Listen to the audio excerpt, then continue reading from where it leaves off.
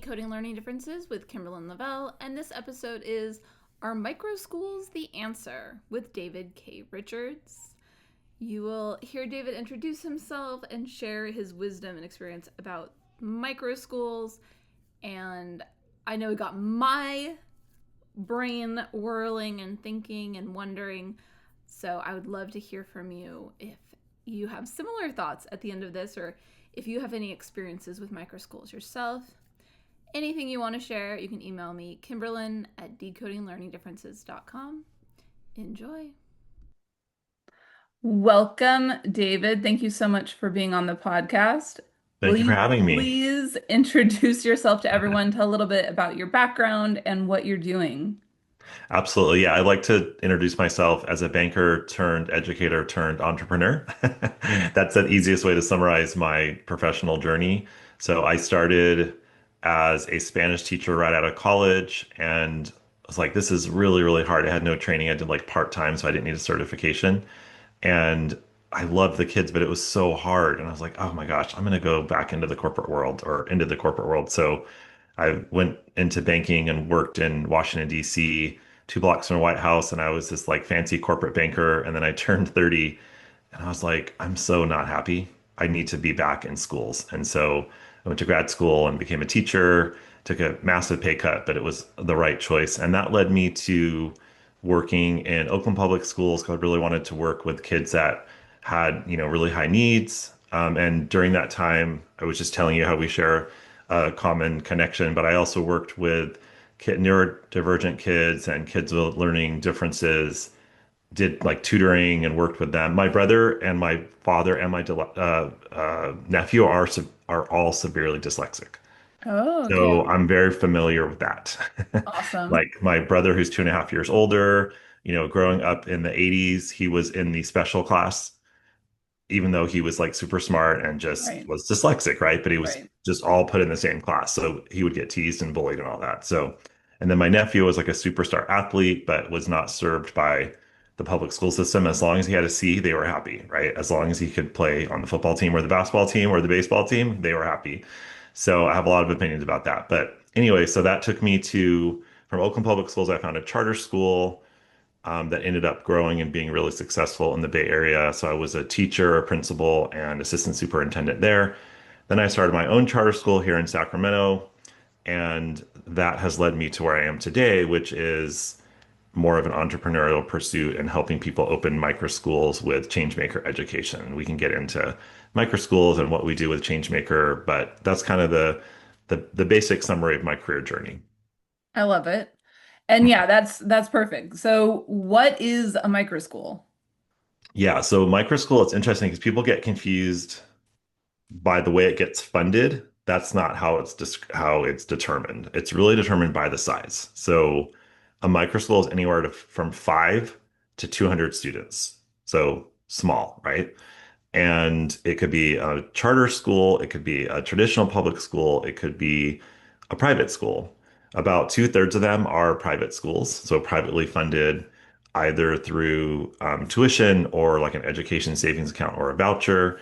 And then the other third are a mix of, a school district that wants to have a smaller school for a certain subset of children or a public charter school that's also doing the same thing. So but really, it's about the size. If it's between 5 and 200, you can call yourself a micro school. And the five ones are kind of like, maybe like a homeschool learning center or even a family that's homeschooling and they add a few kids from down the street and now you got five and you're considered a micro school even if it's in your home.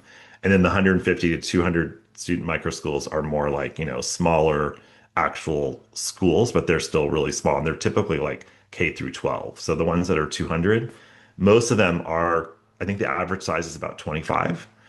So there's only a small majority that are as big as like 150 to 200, but those ones are typically like preschool through 12th grade. So they're still really small in terms of the number of kids they're serving. So, how does that work? Like, if you've got K-12 and a small number of kids, then you're not having class size, like a normal class setup. You're not, I went to a high school that had 4,000 kids. Like, Yeah. so what I'm used to is like hundreds of teachers and, Yeah. thousands of kids. And how do you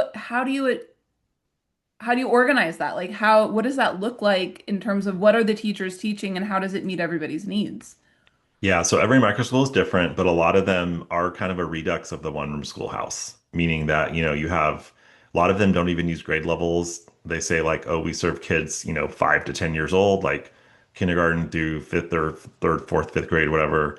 And if you think about the one room schoolhouse, it's like you have one teacher, maybe a couple like helper people or whatever, and your class sizes are like quote unquote class sizes are like 10 to 15 kids and that one teacher is personalizing the learning based on what the kids need.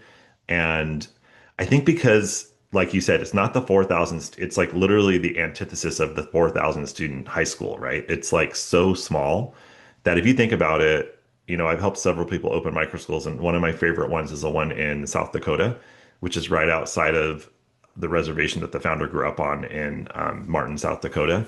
So she has like 30 kids, and it's K through 8 the ages. And she's like, well, yeah, I worked in the big public schools on the reservation. And, we had 40, 25, 35, 40 kids in a class. And you have to kind of do like grade level standards and you got to figure out how you're going to meet all the kids. But she's like, now I have 30 kids and you don't have to necessarily make like an individualized lesson plan for each of them, but you kind of just get to know them so well and you start to figure out what they need and then you kind of group them by what they need and then you deliver instruction in that way. But the whole entire system is so different that it's almost hard to envision. I love that. And actually, what I was thinking about as you're describing that was so for about 17 years, I was a special education teacher in the public schools as the resource teacher. So I taught kids in kindergarten through sixth Yes. grade. Yep. And that there were plenty of times in the day where I had a group of kids over here working on this and a group of kids here working on Hmm. this. And, I loved my kidney tables and I wouldn't let anybody steal them because it let me go sit at all the tables and move all Yes. around. And That's yeah, it. exactly what you're describing. I'm making sure that every kid is getting what they specifically need. Yep. Yeah. I feel So like I special educators that like totally get allowed it. me to envision it Yep. so much Yep. like that's what I was doing in a way. Like yes, they all had their other teachers, Yeah. but I can definitely see, especially if you've got two or three teachers working together, that it seems like it would be kind of easy to meet all the needs of all the kids all the time. Yeah, because they're so small. Like I said, the Yeah. average micro school size is like 25, but that's not the class size. The class size is like 12 to 15. Yeah. So I'm as you were talking, I'm like special educators really get this even in a big school district because you typically have, kids with higher needs, so you don't have the 30, 40 kids. Like I'm Right. assuming in that resource class you probably had like 15 kids maybe, Up 20, or did it to, but depend? most of the time, so they were all in gen ed classes, and then I would Right. pull them. And sometimes Okay. it was one or two kids, and sometimes it was up to 15, just Yeah. depending on the resources I had at that Yep. time and everybody's needs and what made sense. And that's exactly it. That's Yeah. exactly it. That's why a lot of special education teachers are actually the ones starting micro schools Yeah. because they can see how their students are not being served. Right. And they're like, if I could do this in a one-room schoolhouse and find my other like best teacher friend and go and do this, and we have like 25 kids and it's very possible. So yeah, I'm glad that you can see it and envision it because I think it's hard for people to see because we're so used to the traditional model. Yeah. You're like, oh no, I already know how to do this. Like I get it. Well, and then I think back to that traditional model. Like the high school I went to, I was so frustrated as an honors student because I Hmm. tried signing up for the AP chemistry class, but oh, we're not going to do that because we have too many remedial kids. So we're not Yep. actually going to offer the class that we said we were going to offer. And then they lied to us too. They're like, oh, we didn't have enough kids sign up. I'm like, oh, how many kids needed to sign up? And I'm like, yep, Right. no, I know that 18 kids signed up because I can tell you their names. Like, Right. Oh, that's so sad. so, like, and lots of things like that where we weren't Yeah. getting the classes we wanted, even though there were 4,000 kids and you would think there would be plenty of options. Um, it was, yeah, they weren't really meeting everybody's needs. They were generalizing everything to Yep. just kind of basic making sure everyone got the bare minimum. Yep, exactly. The bare Yeah, minimum. That's what the best version of traditional public school. Like you're like, okay, I'm like if you ask if you're a parent listening right now, like for example, my kids are in a traditional public middle school with 1,000 kids and 38 kids in a class. And it's like, I'd say on the best day they're getting like mediocre. And it's not the teacher's fault. The teachers are amazing. right, But there's 38 kids right. and they're middle schoolers and Yeah, there's only so much you can do. So, yeah, I feel like the micro school allows you to just changing the structure changes everything, especially if you're a neurodivergent kid, right? Because now you're not dealing with these large class sizes. And my daughter's super introverted. She comes home and she is totally drained, right? And so it's like if she was at a micro school, she could actually have smaller class sizes and just a little more quiet and not as it's not as many kids and there's so much time wasted from just crowd control. Like my friend would always joke like, "Oh, teachers are just do crowd control." And it would always offend me. But as I've gotten older, I'm like, he was kind of right. Like we spend so much time doing crowd control because we have so many kids. But right, if you're in a micro school, you're not doing crowd control. You're actually meeting the kid where they're at. And a lot of homeschool families will tell you we can do our academic learning in like 2 hours a day. So what's going on the other 4 hours in the right. school? It's like getting in line, going to lunch, going, not recess because there's only like 20 minutes of recess, but Yeah. it's anyway. So it's micro schools really do open up a whole new world. Yeah. And I mean, honestly, what you're saying, I completely agree with. Like when I was first a public school teacher, Yeah. I did not understand homeschoolers at all. Like, why would you do that? There's so much that we offer. There's so much deep discussion that can Right. happen in a public school, blah, blah. And then once I had my own baby and I'm looking at what's actually happening in the classrooms, I'm like, there is way too much time wasted. I don't Yeah. want my kids' time being wasted. Yeah. And again, it's not the teachers, Not the it's teachers. just the system and their everything that is put on them. So, Yep. yeah, I see that. So why is your daughter not in a micro school? I know everyone asked me that. I feel like so she actually did. My son is 14, my daughter's 11, so they're sixth and eighth graders, and they did attend the charter school I started, which is kind of like a version of a micro school. We have a K-8 with 250 kids, and they did that for several years, and then they were just like, we want to be in the big school. Like my son's a big basketball player. They're both big basketball players. Oh, okay. They just wanted the more like traditional. That's what they wanted. And again, if my child needed it, I wouldn't have let them choose. I'd been like, no, you don't understand. You need to switch. But they're doing very well in the traditional system. And then I think what a lot of parents like us do is we augment and supplement, based on other things. So we know that the traditional system is not going to meet them where they're at and like really share, get all their needs done.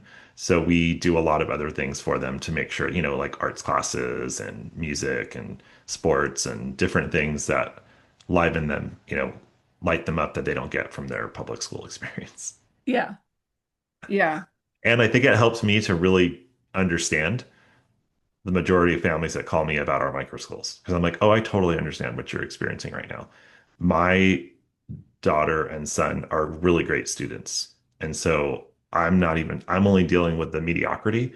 But if you have a kid that doesn't fit in that box, you're really in trouble. I mean, it's like 75% of high school students are disengaged with high school. That's crazy. Can you imagine saying that about any other industry? Like 75% of nurses are really not happy with their career. We'd be like, Right. that's a crisis. Right. Yet that's a stat we use all the time for high schools, Yeah. and we still just keep doing the same 4,000 student high school, right? Right. Yeah.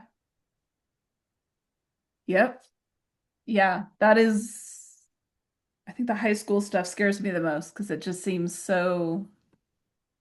there's so much to it.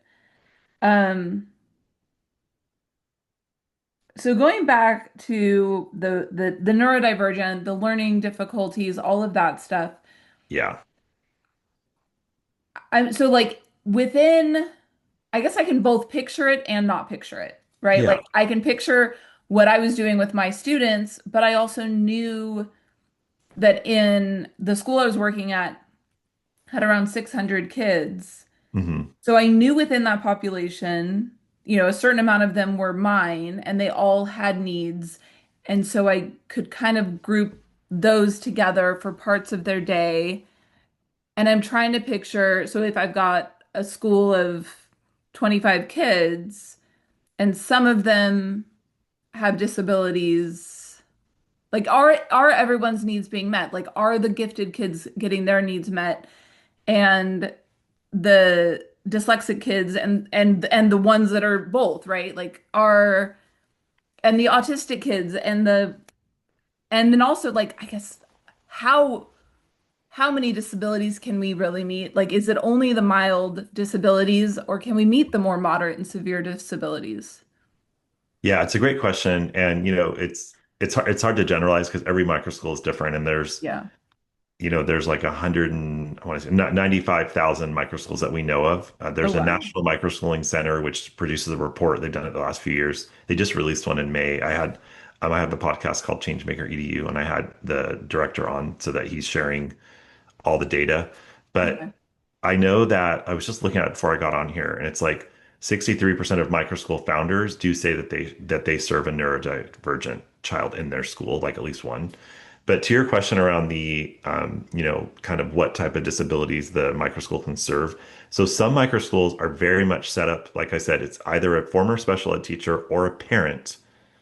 I just had somebody on my podcast who has practical education knowledge in Houston, and she was I'm trying to remember, a speech pathologist, and her daughter is on the autism spectrum and has ADHD. And she was like, by the time the daughter was 13, she's like, I cannot do this anymore.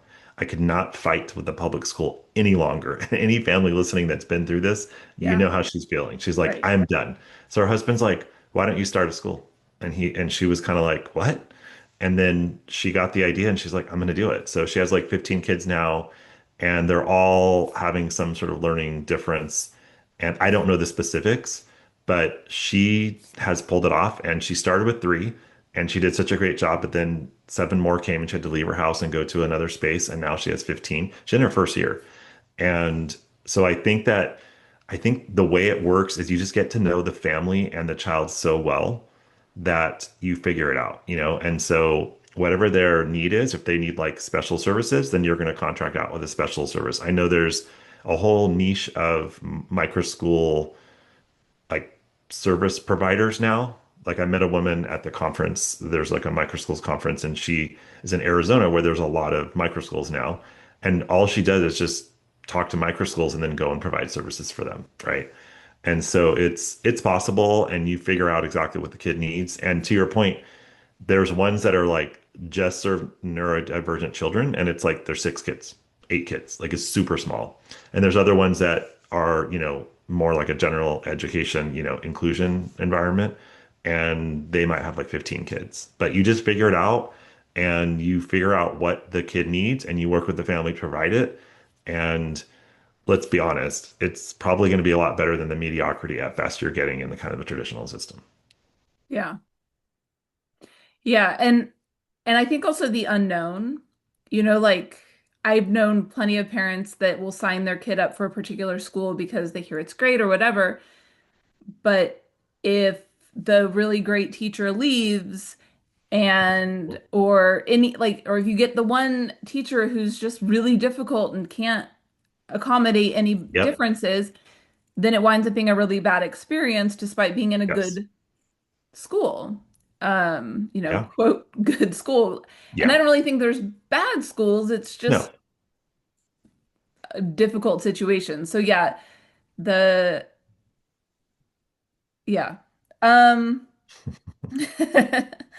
I like that. And it's interesting, the idea of like contracting out for those special services to meet those Mhm. needs makes sense.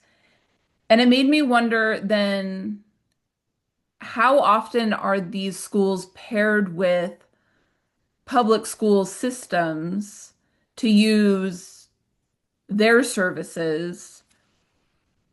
Like, Yeah, I think that's something that's starting to develop because the micro school sector is, pretty new. I mean, they've been around forever, the one room schoolhouse, but started as like a sector, it's pretty new. It's basically it came out of the pandemic.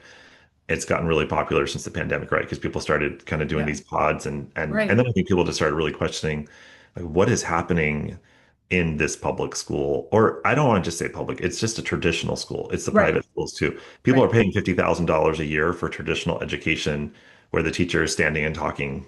the whole day, and so it's not just a public school, but like for my experience with the pandemic, my second grade daughter at the time, she had she had a teacher that would talk on Zoom who's super dynamic in person, but she would talk on Zoom for an hour and that was her day. For that was our Zoom schooling. And I was like, this is so fascinating because she's talking at the kids for an hour and there's no other interaction. But anyway, so I think parents started observing that and being like, what is happening here? And people started getting really, really interested in like what's different. And then the micro school kind of, um, you know, uh, came out of that. But yeah, I think it's just depends on each micro school is different, depending on how they handle that. Yeah. Um, yeah, because that's what I guess I'm wondering, like, if I wanted to start a micro school, or if any of Yeah. these parents that are listening were like, like I have a credential, but then if there's a parent who's listening who wants their kid in a micro school, like, can they start a micro school if they don't have a credential and don't have that background, or they just need to find a micro school that exists? And I guess both sides. I guess Yeah. I have both questions at once. All Like, of the above. how do we start, and what do we do if we, like, what is Yeah. needed to start? Okay, so it's a state by state question. What's interesting is there's sort of like the way I think about it is the spectrum. There's like a private micro school that you could literally launch as a homeschool learning center, and most states will let you do like it's just the homeschool laws. So, for Yeah. example, if you're a parent and what's really fascinating about homeschool parents is they remind me of teachers, like the ones that have a lot of children. I'll talk to my friends that have like 7 kids and they've been homeschooling. I'm like, you sound like my teacher friends. I'm like, of course they do because they've been teaching kids for years. Like, well, this one Yeah. needs this, and then this one's this, and I do this with this one. And I'm like, you sound like a teacher. And I'm like, well, they are a teacher, right? They're not certified. But anyway, so Yeah. one end of the spectrum is like the homeschool center.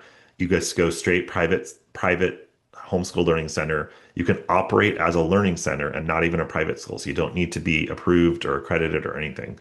That's like the easiest way to go. You can literally just get families together, charge them a fee, get a space, do it in your home, and you're a homeschool learning center. And then you just go to the state you're in and you look at what are the homeschool regulations, just like a homeschool family. And you have to provide certain curriculum, whatever their regulations are. And some states are like, because we're doing this with Changemaker Education now with some of our founders that are starting in the fall want to do a homeschool learning center. And like we're looking at a state like Texas, which has like very few things, and you look at a state like Massachusetts, which is like a long laundry list for homeschool. So it's very different depending on the state. But that's one end of the spectrum. The other end of the spectrum is like I want to start an actual private school and I want to be accredited and I want to actually access the vouchers or the education savings accounts in particular states. Or you say, I want to go more like I want to partner with my traditional school district or I want to become a charter school. So those are kind of the different options. Most families that aren't certified would choose the I'm going to go start a homeschool learning center. If you're a family that's like, I'm not interested in starting an actual school or homeschool learning center, like I'm working, I'm busy, then you would go and try and find an organization like ours, changemakereducation.com, and you would either find one of our schools or go hire a teacher. Like someone like your friend could say, like, I'm a lawyer. I don't know how to do a school. And you could be like, oh, well, why don't we partner together? Or you help me with the business stuff and the legalities, and I'll figure out the education program. We'll go do a homeschool learning center. We'll start with 5 kids in our living room. And then in a couple of years, you could have 20, 30, 40, 50 kids in there. Then you're like, oh, we're going to become a private school now. And now we want to get accredited. And now we're going to go and try and ask for, to get approved by the state so that our families can use the education savings accounts, and now they're not even really paying much tuition. So that's kind of how it's been playing out, and it's all changing very fast. That is fascinating. Yeah. And I could see it changing fast. Yeah. And a lot of states are passing these education savings accounts, which are controversial, but they're definitely becoming popular. I think there's like 13 that passed in the last 12 months in 13 different states. And there's some version of them. Typically, they start with serving students with special needs. So that's where they always start. And then they'll usually evolve to be more universal access for any family. But most states that I think there's like 37 states that have some form of like a tax credit, voucher, education savings account. Every single one of those 37 states will serve a special needs family. So if you have an IEP from your public school and you have a diagnosed disability, then you can access up to like sometimes $25,000 in funds per year for your child, like in some Nice. states. Yeah, that's awesome.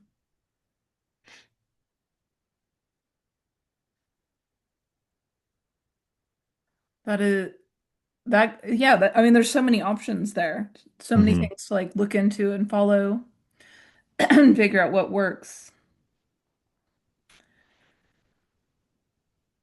So, with your organization, with Changemaker, Hmm.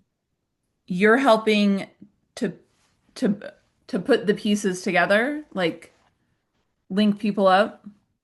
Yeah, so what we're currently doing, we just started a year ago, so we're still kind of have like a big vision, but our larger vision, I'll start with the larger vision and then what we're doing right now. So our larger vision is to help anybody who wants to open a microschool, whether you're a parent or an educator, and to basically put you through a program, give you all the tools and resources so you can launch your micro school. And then you become part of our network.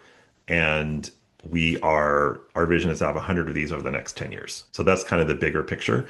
Whether you're a family, a parent, or caregiver, grandmother, whatever, or community member, or if you're a trained educator, our goal is to fit you into our program.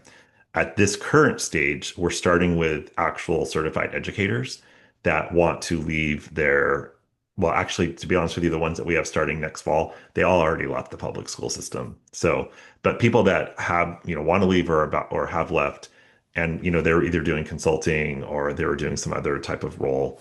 And now they're looking to launch a micro school. So what we do is we put you through a cohort experience for a whole year where we teach you every single thing you need to do to open a micro school. And a lot of it for educators is the business side. Like, how do I do an entity, an LLC or a 501(c)(3? And like, how do I do student enrollment? And what insurance should I get? So all the kind of business stuff that stresses an educator out. How do I manage my budget or develop it? We just have templates and resources and trainings on those. And then we put you through the year-long cohort so you get to be with like-minded founders across the country. And then you're all opening at the same time, so you get to do it together. Awesome. Yeah, I feel like you might be describing me. I'm not sure I want to open a micro school, but it's been Yeah. something. It's funny, like one of my teacher friends years ago when we were both still teaching together, she was like, "Oh, you go open a school. I'll come teach for you." Yep. And I was always like, "No." But then listening to it and thinking about it, like it does make sense because that's me right now. Like, I've left the public Yeah. school system. I'm now consulting and tutoring and things. So, yeah. Yeah, when I put up the job posting on LinkedIn back in October to find this current cohort, it was ridiculous. Like it went viral. I just had so much, I had no idea, right? Because it was our first time around. I'm like, oh, maybe I'll find like five people and I probably have to ask all my friends for people that want to do it. And I put it up and I could not even manage it. It was like 2,500 applicants. I talked to 250 people. Oh And my from this goodness. 250, we chose 12 to be the first cohort. They're Yeah. crazy. So there's a huge demand from educators right now because I think they're feeling the stress of all that's put on them. And it's like they do well in spite of the system. Yeah. And when you can tell them like, what if you did work your magic and it didn't have to be in spite of the system? Like you got to decide the system. Like Yeah. you literally got to do whatever you thought was best for kids Right. and work with families in partnership and not try and like push them out. Like you actually Yeah. could create a micro school where you're all working together to create a successful, journey for this child. It's like, why wouldn't you want to do that, right? Right. Exactly. Yeah. I think that's one thing that's always frustrating. It's like pretty much everyone who is in education started because they care so much about kids and they want to provide Absolutely. a great education for kids. Absolutely. And then there's all these other things that come into play that kind of ruins the joy Yep. and I think yeah, reigniting that and finding a way that allows you to just shine and be your best while which is helping kids be their best. Exactly. Yeah. I think that's why it's so popular right now because I think there's also a movement around kind of the gig economy and people wanting to be kind of their own bosses, especially the younger, younger than me generation, like the millennials and the Gen X, or excuse me, Gen Z. But it's like that's becoming more and more popular. So now you're giving them like a structure. You're saying, Yeah. oh, if you're really tired, like if you love teaching, but you're tired of the big bureaucratic system, we have a solution for you. And I feel like more and more people want to do it because it just fits into where we are in general. And it's exciting for the founder, right? To be able to start their own business or their own nonprofit. And then if you're like, I'm not the person who wants to be in charge, well, now there's an option for that teacher that's just so burnt out is going to go, become a whatever fill in the blank job because they're like, I'm so done with education. Now you can keep them in the field and they can actually go and work in a micro school where they're Right. actually happy instead of having to go and do a job at another, like and become an insurance agent, which, a lot of people do these total switches because they're like, well, I don't know what else I can do. And then, they're probably not miserable, but they're not super happy like they might have been when they really were lit up by working with kids. Right. Right. Totally. Yeah, and I like that you don't have to be the one running the school. You can be the one teaching at the school or Yeah. yeah, that gives hope for some of us who, I have the business, but I don't like it. Yeah, I yeah. don't like the business side of anything. Yeah, exactly. It's not for everyone in that respect. So that's why I think Yeah. it's great if you could teach there. And I do think because micro schools are so small, I worked in a charter school where we did consensus and shared based decision making. And like the teachers had so much power and autonomy over the student like the curriculum and everything that in a micro school it's so small, it's not going to be like that top down kind of school district where like it's the board, the superintendent, the print like there's 400 people between the teacher and the actual, people making the decisions. And so Right. you're the teacher on the ground. So if you're like, oh my gosh, this curriculum is not working, Right. then you just go to the director and you're like, hey, they're like, great, let's figure out a new curriculum. Right. Okay, let's do that today, right now. Let's Right. actually start tomorrow with a new one. And Right. now there's all these like homeschool curriculum that you can use that actually are more personalized. A lot of our founders are telling me, you don't have to go with this like factory model. In first grade on October 3rd, they're doing this like kind of prescriptive curriculum. You can find all these cool things now that are coming out for homeschool families that you can now apply to your microschool. Back to our original conversation. Now you're like, oh, this kid is like so advanced in reading. Like, I need a different curriculum for them. This kid is dyslexic. Like, I need a very different curriculum for them. Oh, this kid's great at math, but, not good at reading. And you're just kind of like finding the exact thing they need and then delivering it to them, Yeah. which Again, makes you I feel happy like as a I was doing teacher. this. Like I was when I was there, I Yeah, was like, oh, I'm just not going to tell anybody, but I'm totally using this homeschool curriculum to teach exactly. spelling because it's better than what is being provided or I suggested. know.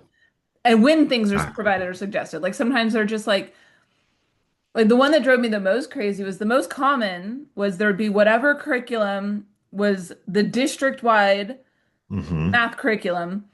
And then within that curriculum, they would develop this like, oh, this is like the remedial program here. This is for Hmm. you. Go do this. Like, this is not good. There, No. this is, it's trying too hard, but it's not created for the kids that it's supposed to be serving. It's created as a extra practice of the Right. basic thing that everyone is Yes. being taught. Like, it's not really working on like if I've got a kid with dyscalculia, like I've got to figure out something very different than this Right. program Exactly. that's being provided. And same thing with language arts. Like, they're Yeah. it's like it didn't at all work for any actually meeting the needs of the kids with disabilities. So then I'm like trying to use it as much as I have to, but Yep. also trying to bring in the stuff that's actually going to make a difference and help the kids. And yeah. So yeah, it's funny because yeah, I definitely used some. My first experience with homeschool curricula was It's so funny. in the public school when I'm like sneaking it into. See, and again, in spite, you have to work in Yeah, spite of the system. Yeah, no, right. it's totally true. And I feel like I loved collaborating with my special education teachers when I was a teacher because they would have so many creative ideas. And I'm like, I got the 5 kids with IEPs, and I feel like I'm a pretty good teacher, but I need your help. And they would come in with, like you said, and this is what microschool founders do, right? They just get to know each kid, and they're like, this kid needs this, and this kid's, oh, you just need to help him start. He just needs help starting. Oh, like I remember one time I had this ninth grade boy that was so hard to work with. And my friend Andy, the special ed teacher, came in and he was like, oh, Douglas just needs help starting. You literally just need to like get him started and then you can walk away.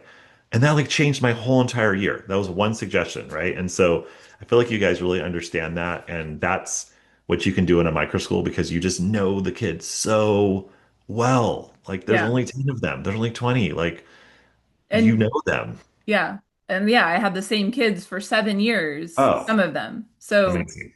yeah. You know. Yeah, we'd get to a point where they would treat me like I was their mother, like, talking back and Yes, like, of course. But you know but I them know for, them so well. And the I also positives and know how negatives. to have that, You know what they need, and yeah, and then again, working with the family, because I think what's really sad about families with IEPs, so in my charter schools, they would come to me in like sixth, seventh grade, and they're so beaten down. And I know this from working, helping out my sister with my nephew. And it's like, you're so beaten down. At one time, I went to an IEP meeting for my nephew when I was in grad school, and I was like all excited to help. And they didn't realize I was his uncle. So I was sitting in the office waiting for them. And the things they said about him in the office in front of me was so insulting.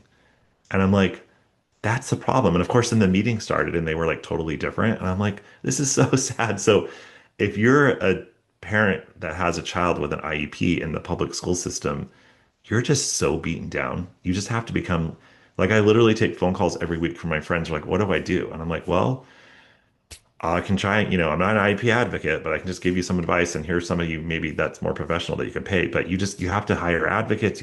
It's just sad. And yeah, so why don't we get an environment where the parents are actually sitting down with the educator and saying, I don't know. I'm not sure. Like you're the educator. I'm the parent. Let me tell you everything I know about this child. You tell me everything you think we should do and let's work together. right. And it's like the whole entire experience is going to change. And when we would do our like charter school petitions to the school district, because they have to authorize your charter school, we wouldn't even have to ask our kids that were on IEPs to talk because they'd be the first ones to raise their hands. They'd be like, well, in my elementary school or my middle school, I was treated like I was stupid and nobody ever believed in me. And I was always given the remedial stuff. And so I felt like I was stupid. I showed up to this school, and from day one, they said, you can do anything you want. And they started treating me like I was really smart and that I had talents. And this school has changed my life. And so if you start getting people together that the day that the kid shows up, you tell them you're amazing and we're gonna like accommodate you in whatever way that we need to because every child is different. You see amazing things happen, and that's the power of a micro school. Yeah. Yeah. I love that. And what you were describing is like with parents and teachers and school all working together. Like that's what an IEP is supposed to be, In theory, right? right? Like in theory, we're all supposed to come around the table together to develop a plan together, Yeah. but that's not what it is. And I don't know if it ever has been, but like in my experience, it doesn't feel like it, but like we would have meeting, the special ed director would call a pre-IEP meeting or should call it a staffing meeting and like, oh, we have to go meet before the IEP meeting to discuss what we're allowed to say and not allowed to say, Yeah. but like all the rules around the IEP Yeah. meeting. Becomes very transactional. Yeah. And the But then I'd school be is the just rogue teacher on the phone with the parents I being know. like, ask for this. Yes, exactly. And I feel like there are teachers doing this, and there's probably some IP meetings that are going really well. So I don't want to Yeah. overgeneralize, but I think No, in right, general, right, to your right. experience, to your point, and both of our experiences, like the norm is more not that, and so Right. that's really sad. And I think I always want to like definitely make sure that people know like I do think that all those educators, even that special ed director, like they all started with that same heart. Like they Yes. all wanted to help kids. They all like you don't go into education to make money or to No, whatever. Like you're there because you care about kids and their education. absolutely. So, but I think too many things get normalized that and we kind of lose what we're really passionate about.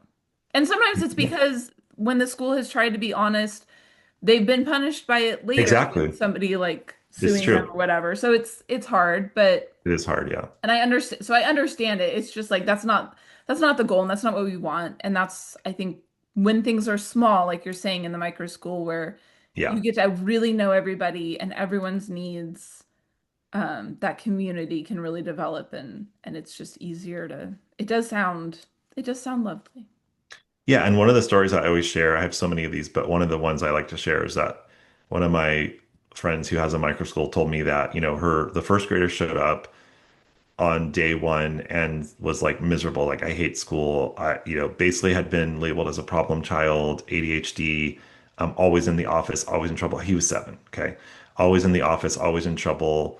And he got to this micro school and they're like, you get to like go outside and, play for like an hour. And we really want to like get to know you and understand, what's going on in your brain. And so, their testimonial was like, makes you cry because the parents were like, oh, he hated school. He was a problem child. He was developing low self-esteem. And 3 months in this micro school, he became the child we knew before he went into the schools. And he was super like happy. He'd come home every day. He didn't want to leave the school. He was able to be himself, all the things that should be what's happening in a school, especially for kids that are neurodivergent. And it's just sad that he had to switch to a completely different micro school to actually really have that success story.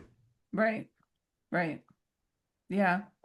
And I see that all the time that a lot of times, by the time a kid gets to me on an I and is on an IEP, they've already given up on themselves and it's so Hmm. sad. And it's the biggest work is getting them to believe in themselves again so they can actually be successful and Yep. yeah, find their joy. Yeah, I definitely can see that. Yeah.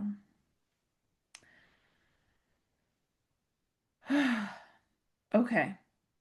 So it sounds like you are full and can't help anybody. And I don't really mean that, but like your cohort is full.